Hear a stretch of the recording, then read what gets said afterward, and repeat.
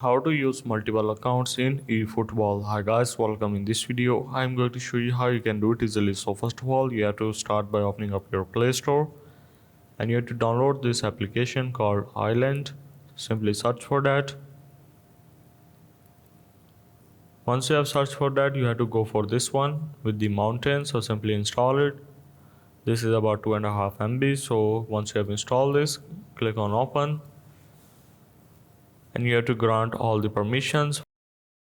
Once you have entered here, you have to go for this mainland, which is on the top middle, and now select your eFootball. So I don't have downloaded yet, so I will give you an example.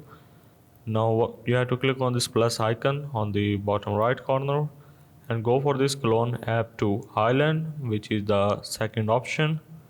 Once you have clicked on that, this will make a clone of your eFootball. Now you can simply log out from that account and log into that particular account that you want to play with.